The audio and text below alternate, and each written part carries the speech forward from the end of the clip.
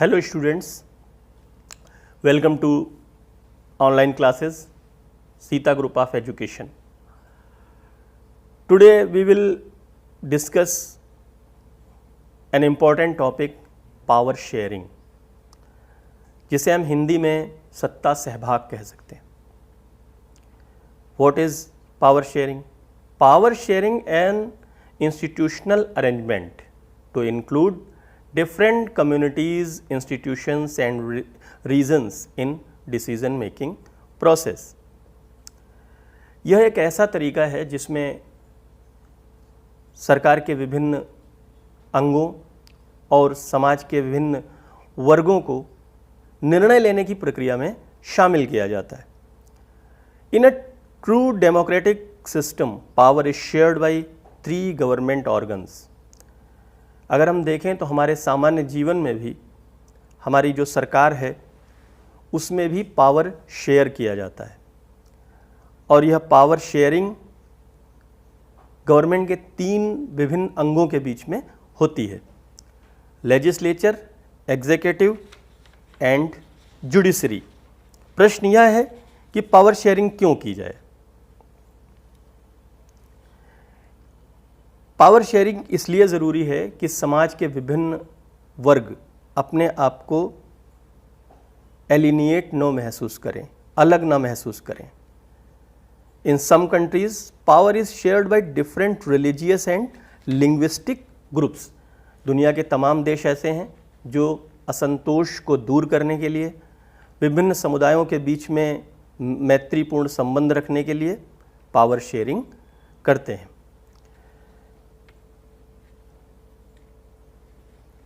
Need of power sharing. अब यहाँ पर हम ये डिस्कस करेंगे कि हमें पावर शेयरिंग की ज़रूरत क्यों है. What is the need of power sharing. Power sharing की ज़रूरत के बारे में अगर बात करें तो हम पावर शेयरिंग के कारणों को 2 भागों में बांट सकते हैं. एक पॉलिटिकल रीजंस, राजनीतिक कारण. Power sharing reduces the possibility of conflict between the social groups and the violent upheaval that may happen otherwise. वास्तव में पावर शेयरिंग विभिन्न समुदायों के बीच में किसी भी प्रकार के विवाद को रोकती है और जो एक हिंसक आंदोलन हो सकता है उसको भी कई बार रोकने में सहायक होती है. It ensure the stability of political order. हम देखते हैं कई देशों में आए दिन सत्ता परिवर्तन होते हैं, कभी कोई सरकार आती है, कभी कोई सरकार आती है. लेकिन अगर हम पावर शेयरिंग की व्यवस्था करते हैं, सभी समुदायों को संतुष्ट करते हैं, तो प्रायः इस तरह की घटनाएं नहीं होती हैं और देश में राजनीतिक स्थिरता बनी रहती है. Third, it is a strategy for resolving disputes over who should have the most powerful position in the social hierarchy. ये एक महत्वपूर्ण बिंदु है. कई देशों में एक समुदाय बहुसंख्यक है तो दूसरा अल्पसंख्यक है. कई बार अल्पसंख्यक समुदायों में इस बात के लिए असंतोष उत्पन्न हो जाता है कि उनके अधिकारों का सम्मान नहीं किया जाता है और मेजॉरिटी समुदाय जो है वो सोशल ऑर्डर की हायरार्की पर पहुंच जाता है, यानी वो मनमानी करने लगता है. इसको रोकने के लिए भी पावर शेयरिंग एक महत्वपूर्ण टूल हो सकता है. तो ये हो गए राजनीतिक कारण जिसको हम कह सकते हैं कि इन कारणों से पावर शेयरिंग ज़रूरी है. पावर शेयरिंग के दूसरे कारणों को हम नैतिक दृष्टि से भी देख सकते हैं, moral reasons. Power sharing is a core value of democratic system. The basic principles of power sharing are as follows. Protection of rights of minority. हर एक समाज में अल्पसंख्यक और बहुसंख्यक होते हैं. लोकतांत्रिक व्यवस्था में सबसे बड़ी ज़रूरत यह होती है कि अल्पसंख्यक लोगों के अधिकारों की रक्षा की जाए. तो पावर शेयरिंग इसमें महत्वपूर्ण भूमिका निभा सकती है. दूसरा बिंदु है डिसेंट्रलाइजेशन ऑफ पावर. डेमोक्रेसी का जो मुख्य आधार है वो है डिसेंट्रलाइजेशन ऑफ पावर। सारे अधिकार किसी एक व्यक्ति के हाथ में केंद्रित न हो जाएं। इसी के लिए लोकतांत्रिक व्यवस्था की स्थापना की गई है। तो पावर शेयरिंग लोकतांत्रिक व्यवस्था की इस कोर वैल्यू को आगे बढ़ाने में सहायक होती है। तीसरा, डिसीजन मेकिंग बाय कॉन्सेंसस। लोकतांत्रिक व्यवस्था का उद्देश्य होता है कि जितने भी निर्णय लिए जाएं वह सर्वानुमति से लिए जाएं। निर्णय लेने में ऐसा न हो कि किसी वर्ग को ऐसा प्रतीत हो कि उसके अधिकारों का हनन किया गया है या उसकी बात को नहीं सुना गया है। तो अगर हम पावर शेयरिंग करते हैं, लोगों को अधिकार देते हैं, लोगों को निर्णय लेने की प्रक्रिया में शामिल करते हैं, तो यह सर्वानुमति बनाने में सहायक सिद्ध होता है। इस तरह से डिसीजन मेकिंग प्रोसेस सर्वानुमति के जरिए हम डिसीजन ले सकते हैं। अब नेक्स्ट बिंदु जो आता है, जो अगला बिंदु है, वो है forms of power sharing. Power sharing के बारे में हमने इतनी बातें कर ली, लेकिन हम आखिर पावर शेयरिंग करेंगे कैसे? हम दूसरे लोगों तक शक्ति को, सत्ता को कैसे पहुंचाएंगे? इसके कई मॉडल हो सकते हैं। Different models of power sharing arrangements can be there. बहुत सारे तरीके हो सकते हैं। पहला जो सबसे कॉमन तरीका है वो है हॉरिजेंटल डिस्ट्रीब्यूशन ऑफ पावर।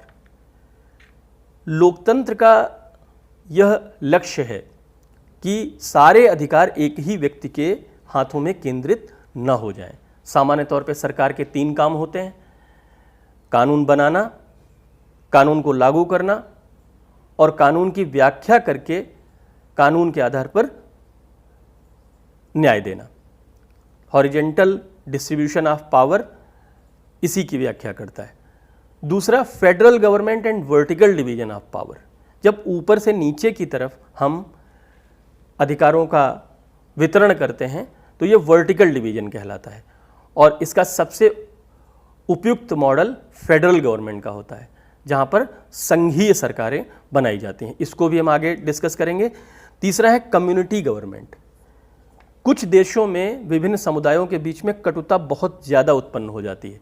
ऐसे में सत्ता में सहभागिता स्पष्ट रूप से दिया जाना, ये कम्युनिटी गवर्नमेंट कहलाती है। इसका उदाहरण हम लेबनान में देख सकते हैं, जहाँ पर ईसाई और मुस्लिम समुदाय को स्पष्ट रूप से सत्ता में भागीदारी दी गई है, और कौन सा पद किसके पास रहेगा इसको भी स्पष्ट किया गया है। उसके बाद कोलिशन गवर्नमेंट। यह भी कोलिशन गवर्नमेंट भी एक महत्वपूर्ण तरीका है लोगों को सत्ता में सहभागी बनाने का। इसके अंतर्गत एक पार्टी दूसरी तमाम पार्टियों को एक साथ में जोड़ती है और एक बड़ा गठबंधन बनाती है। इस गठबंधन में शामिल पार्टियां अलग अलग वर्गों का प्रतिनिधित्व करती हैं और हाउस में मेजॉरिटी हासिल करती हैं। इसके अतिरिक्त डिफरेंट इंटरेस्ट ग्रुप्स, लोकतांत्रिक व्यवस्था में अलग अलग हित समूह भी होते हैं जो कि अपने अपनी हितों की रक्षा के लिए प्रयास करते हैं और सरकार पर दबाव डालते हैं। हम सबसे पहला हॉरिजेंटल डिस्ट्रीब्यूशन ऑफ पावर देखेंगे। सामान्य तौर पे सरकार के 3 अंग होते हैं: legislature, executive and judiciary. Legislature का मतलब है संसद अथवा विधानसभा, जो कि कानून बनाती है। बनाए गए कानूनों के आधार पर एग्जीक्यूटिव उसको लागू करता है। एग्जीक्यूटिव का मतलब है प्रधानमंत्री या मुख्यमंत्री, जो कि और उसके अंतर्गत आने वाले तमाम सारे अधिकारी यह कानून को लागू करते हैं। और तीसरा सरकार का भाग है जुडिशरी। जुडिशरी जो कि कानूनों की व्याख्या करता है और आवश्यकता पड़ने पर जब भी कोई विवाद होता है वह न्याय करता है। तो यह हॉरिजेंटल डिस्ट्रीब्यूशन कहलाता है, क्योंकि सारे इंस्टीट्यूशंस एक ही स्तर पे होते हैं। अगला है federal government and vertical division of power. Vertical division में ऊपर से नीचे की ओर सत्ता का हस्तांतरण किया जाता है। इसके उदाहरण के तौर पर हम फेडरल गवर्नमेंट्स को देखते हैं। फेडरल गवर्नमेंट, जैसे भारत की सरकार संघीय सरकार है। हमारे यहाँ 3 तरह की सरकारें हैं: central government, state government and local government. Central government पूरे देश का शासन चलाती है। ऐसे सारे मुद्दे उसके अधिकार क्षेत्र में होते हैं जो पूरे देश को प्रभावित करते हैं। दूसरा स्टेट गवर्नमेंट, अलग अलग क्षेत्रों को भाषा के आधार पर, कल्चर के आधार पर और तमाम आधारों पर छोटे छोटे राज्य बनाए गए हैं देश में। प्रत्येक राज्य की अपनी एक सरकार होती है और वो उन सारे मुद्दों पर कार्य करती है जो कि उसके राज्य से संबंधित होते हैं। तो यहाँ पर हमने देखा कि सेंट्रल गवर्नमेंट ने, केंद्र सरकार ने अपने अधिकारों को स्टेट गवर्नमेंट को हस्तांतरित कर दिया। इस तरह से उसको भी अपना भागीदार बना लिया। तीसरा स्तर होता है लोकल गवर्नमेंट का। कई बार गांवों में, शहरों में जो समस्याएं होती हैं उनका निदान राज्य सरकार के स्तर से नहीं किया जा सकता, केंद्र सरकार के स्तर से नहीं किया जा सकता।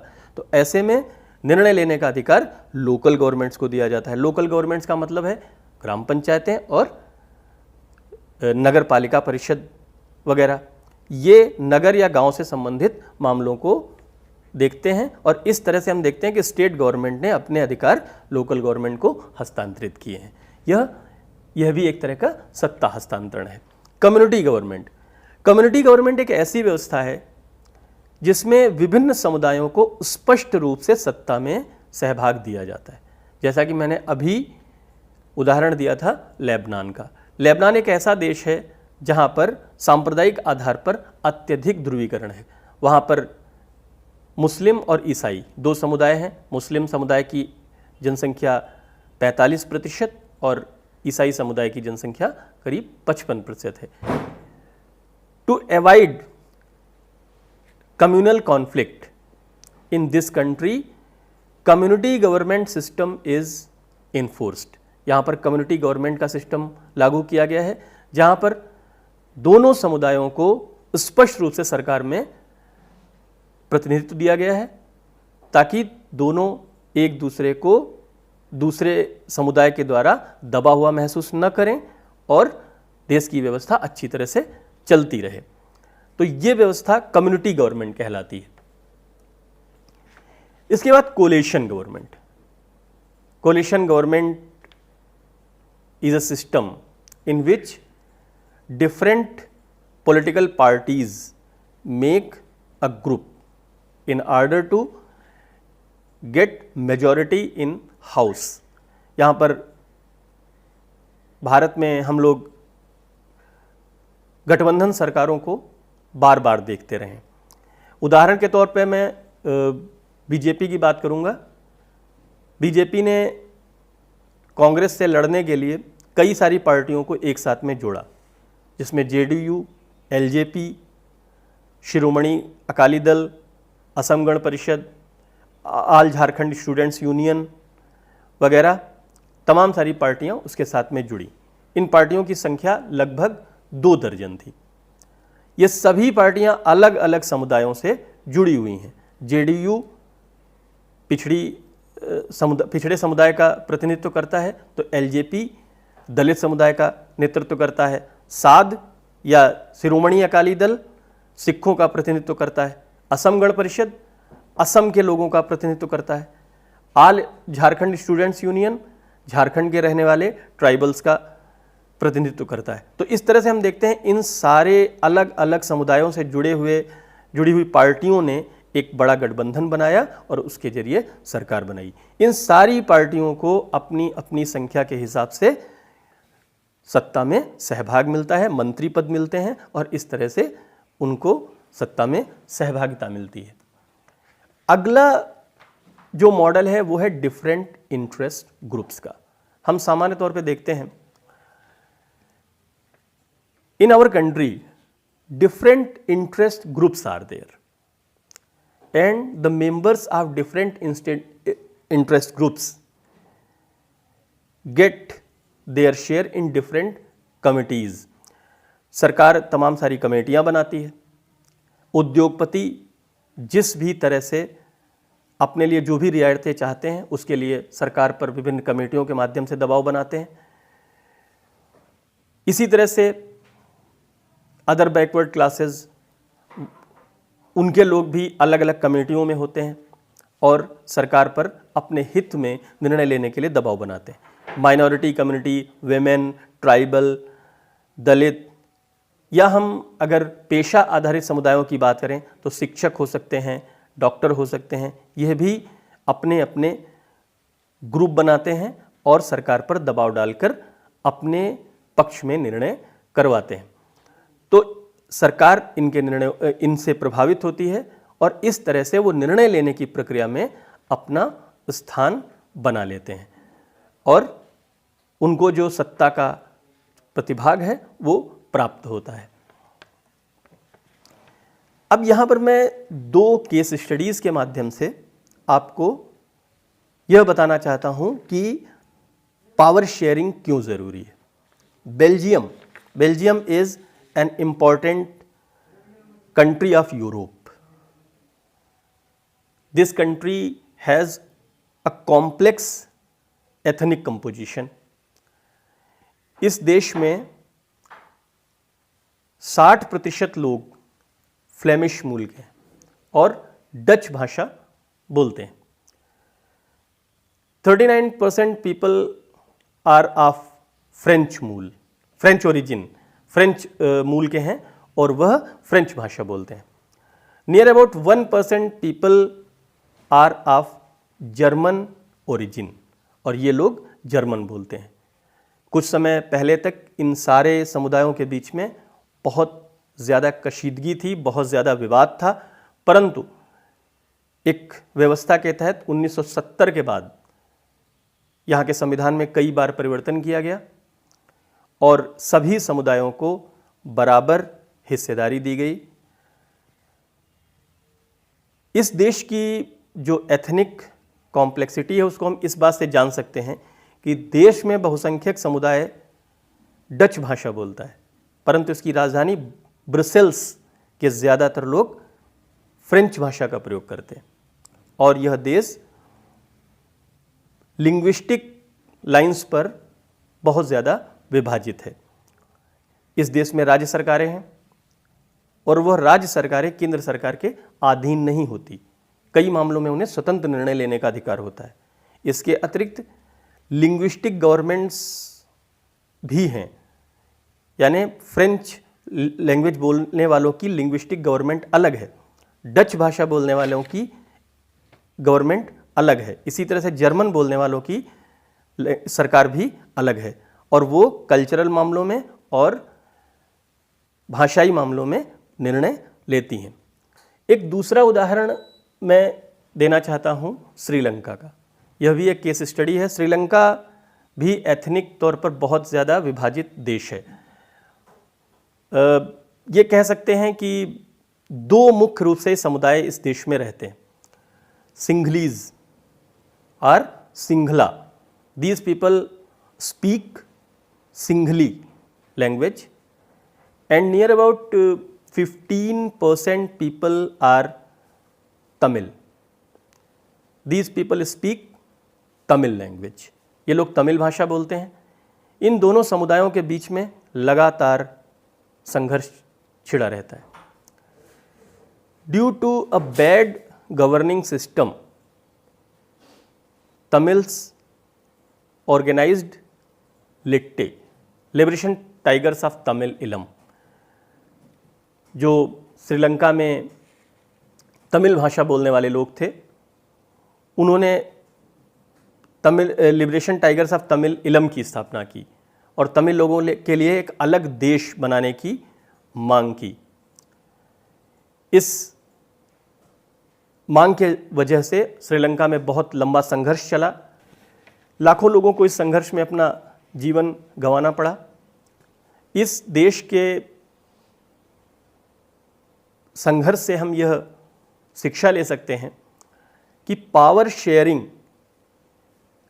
एक बहुत ही महत्वपूर्ण टूल है जिसके ज़रिए हम देश में शांति बनाए रख सकते हैं, स्थिरता बनाए रख सकते हैं और विभिन्न समुदायों को संतुष्ट रख सकते हैं। आगे के चैप्टर्स में हम फेडरलिज्म को विस्तारपूर्वक पढ़ेंगे। फेडरलिज्म एक ऐसी व्यवस्था है जिसमें एक देश के विभिन्न क्षेत्रों को अधिकार दिए जाते हैं, वहाँ सरकारों की व्यवस्था की जाती है और पावर शेयरिंग एक बहुत अच्छे तरीके से इन देशों में होती है। सभी समुदायों को उन सत्ता में उनका सहभाग दिया जाता है। In next period we will study about federalism, especially in the context of India. Thank you.